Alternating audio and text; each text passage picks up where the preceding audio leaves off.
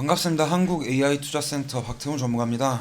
금일 시장 같은 경우는 이제 코스피는 마이너스 1.35% 내린 2706.79 포인트로 마감되었고, 코스닥 같은 경우는 1.83% 내린 868.11 포인트로 마감을 해주었습니다. 금일 같은 시장은 이제 시초에 뭐 코스피 한번 체크해보고 코스닥 체크해보자면, 이렇게 좀 초기에는 이제 지정학적 러시아 우크라이나 지정학적 리스크가 조금씩 해소되면서 이렇게 상승하는 듯 해 보여줬으나, 제가 말씀드렸죠. 시추에는 분명히 9시부터 10시 사이까지는 지켜봐야 된다고 말씀을 드렸습니다. 이 사이 한번 지수를 체크를 해보자면 9시 초반부터 상승하는 듯 했으나, 이제 지정학적 리스크가 다시 한번 부각되면서 이렇게 다시 내려와 주었고, 다시 반등하는 모습, 이렇게 10시 이후에 뚜렷하게 나타나는 것을 좀 볼 수가 있는 흐름이죠.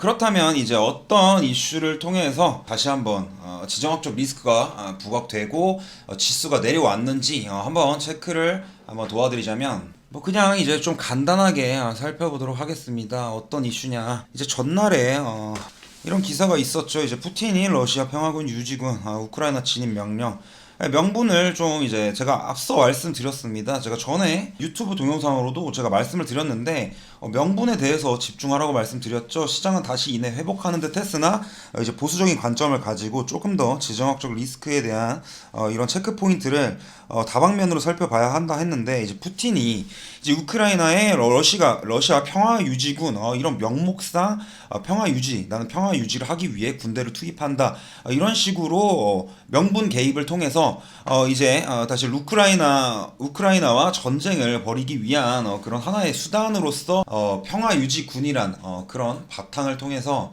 이제 러시아 군을 우크라이나에 배치한다, 이렇게 말을 한 것인데, 이제 또 이번에 하나 추가적인 이슈가 있었죠. 이 이슈를 통해서 일단 제가 말씀을 먼저 드리자면, 이 이슈를 통해서 이제 금일 시장은 이제 낙폭 시초에 좀 하락하면서 출발해준 듯 했으나, 이내 시장에 대한 우크라이나 지정학적 리스크에 대한 내성이 생긴 것처럼 다시 한번 증시는 이렇게 다시 한번 상승을 해주는 흐름이었으나, 중간에 또 어떤 이슈가 있었죠. 이제 미국이 러시아 제재 행정서명했다, 바이든 대통령이 행정서명에 이렇게 서명을 했다는 그런 이슈가 하나 있었습니다. 그렇다면 이제 추가적으로 러시아에 대한 이제 제재가 또 다시 한번 들어가게 되겠죠. 자, 그리고 이제 우크라이나는 유엔 안보리에 긴급 회의 요청을 했습니다.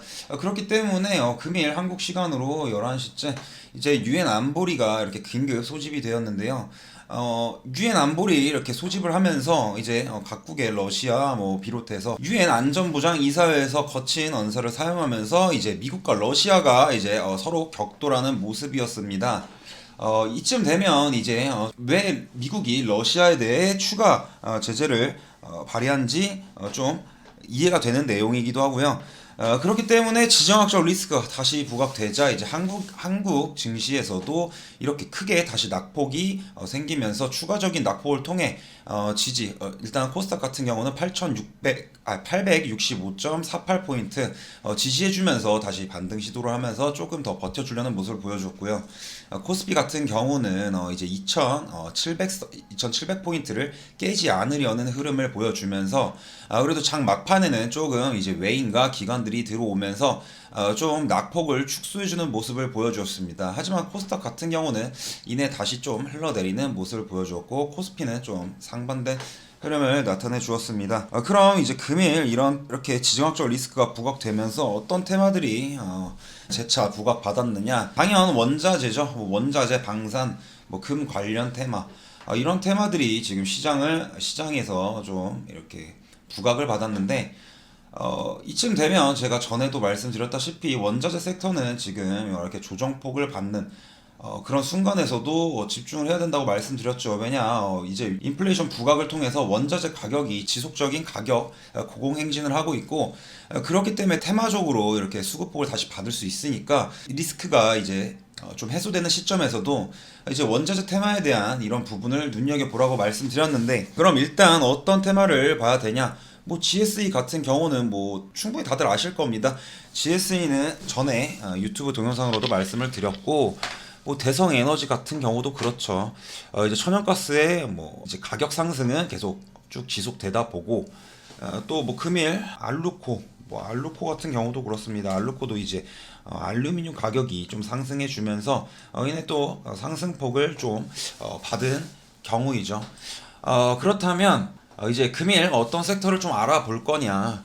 일단 뭐 PJ 메탈 뭐 전에도 말씀드렸다시피 뭐 PJ 메탈 뭐 알루코 뭐 이런 관련주들은 이미 탄력을 받았습니다. 하지만 하나 더 우리가 주목해야 할 내용이 하나 있는데 바로 일단 그 종목 소개 드리기 앞서 이슈부터 먼저 체크해보고 가겠습니다. 제가 장전에 뭐 이런 이슈 띄워드린 거 기억하실 겁니다. 일단 폼페이오 이제 다음 주에 미국 폼페이오 전 국무장관이 이제 대만을 방문한다는 소식인데 이제 고위 관계자들과 면담을 하고 TSMC 등 이제 대만 주요 기업들과 만날 계약이라고 합니다.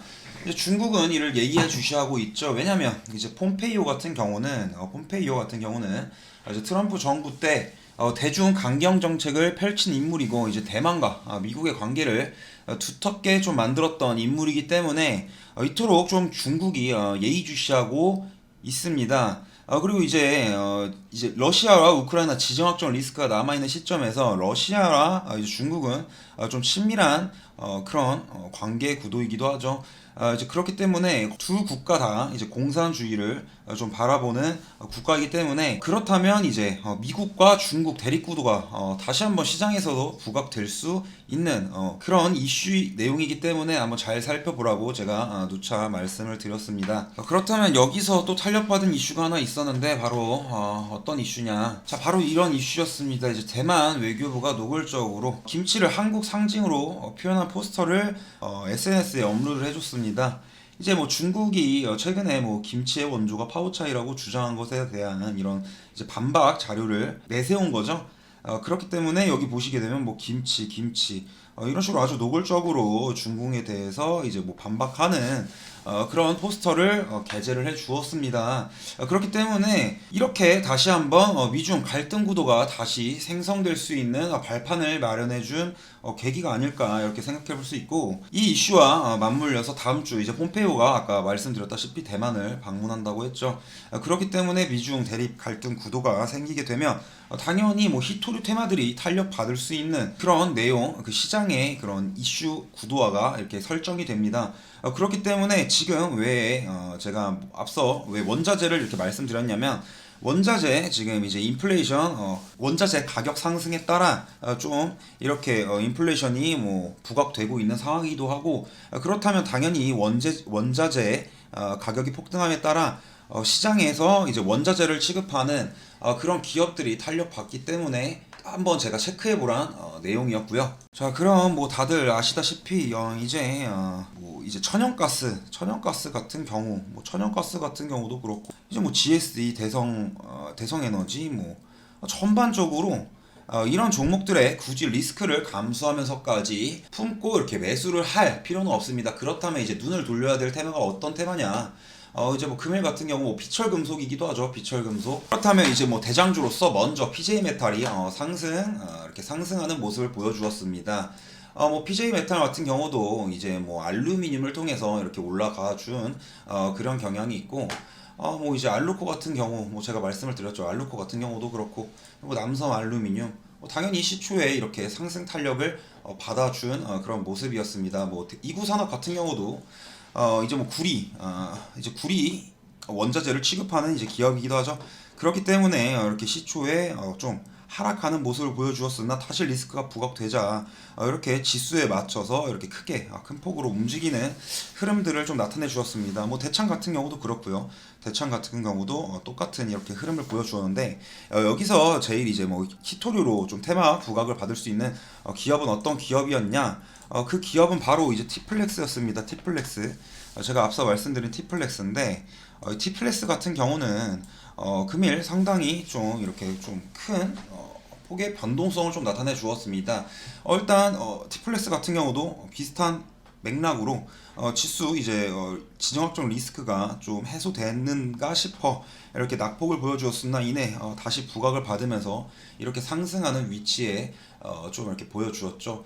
제가 이제 체크 드린 시점은 이제 4,650원 아래라고 말씀드렸는데 저는 이제 틱플렉스 같은 경우는 이제 히토류 테마로서 이렇게 다시 부각받을 수 있고 비철 금속과 연관시켜 이제 원자재가 상승함에 따라 틱플렉스도 당연히 수혜를 받을 수 있기 때문에 왜냐 이제 니켈을 취급하는 기업이기 때문에 그렇죠. 그렇기 때문에 제가 티플렉스 좀 말씀을 드렸는데 최고점 4,780원까지 찍어 주었고 계속 지속적으로 수익권에서 자꾸 머물러 주면서 종가에는 다시 수익권으로 마무리해주는 모습을 나타내 주었습니다. 그렇기 때문에 이제 뭐 리스크적으로 좀 부담을 안고 안 가실 분들은 이제 2% 수익권 내에서 그냥 이제 잘 마무리 해줬으면 되는 타이밍이었고요. 왜냐 이제 원자재 가격은 지속적으로 상승을 하나 이제 뭐 러시아 우크라이나 이제 지정학적 리스크가 부각될 때마다 테마로서 자꾸 부각을 받기 때문에 만약에 이제 지정학적 리스크가 해소가 된다면 다시 한번 주가는 내려갈 수 있고 다시 차익 실현 매물들이 출회되면서 이렇게 추세가 바뀔 수 있기 때문에 제가 이렇게 종가에 정리하라고 말씀드린 부분이고요. 뭐 그리고 한 말씀 더 드리자면 기술적 지표로 이렇게 뭐 차트를 해석하는 분들이 되게 많이 있는데 사실상 기술적 지표는 이제 보조 지표에 불과합니다. 뭐 기술적 지표가 다 맞다면 뭐 어떤 기업들이라든지 다 보게 되면 상승을 이끌어낼 수 있지만 시장에 맞춰 이제 변화의 트렌드에 따라서 움직이는 것이 투자의 매력 포인트라고 느낄 수 있고 이제 뭐 단타나 스윙, 뭐 중장기 이런 식으로 포지션을 잡을 수 있는 부분이니까 너무 기술적 지표에만 매달리지 마시고 뭐 기술적 지표도 기술적 지표이지만 시장의 방향성에 맞게 그렇게 포트를 운영하시는 게 제일 좋다고 말씀드리는 부분입니다. 그럼 이제 또 매출 한번 포인트를 한번 봐야겠죠. 일단 뭐 매출액 같은 경우 뭐 42%나 증감 비율이 이제 직전 사업연도보다 당해 사업연도가 최대폭으로 좀 늘어났고요. 뭐 영업이익 또한 딱 한눈에 보시면 알겠죠. 계속 지속적인 흑자를 내고 있습니다. 일단 티플렉스 같은 경우는 스테인리스 본강 분야에서 시장 점유율 40% 이상으로 업계 1위를 유지 중입니다. 이제 니켈 가격 상승과 이제 배터리 모듈 소재 공급 등으로 원재료 대비 매출 이익률은 이제 15%에서 한 25%로 지속적인 성장 확대가 기대되는 기업이기 때문에 제가 말씀을 드린 이유고요.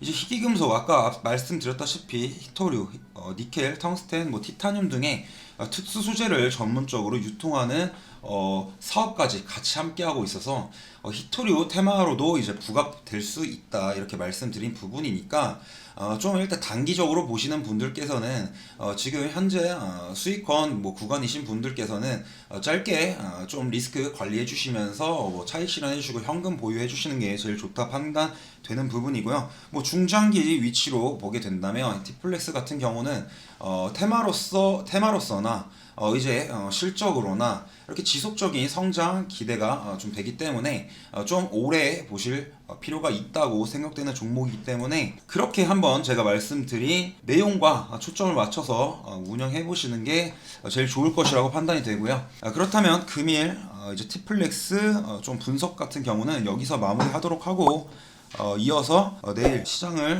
제대로 봐드리는 여러분의 눈이 되어 드릴 테니까 잘 따라주시기 바라겠고 여기서 마무리하도록 하겠습니다.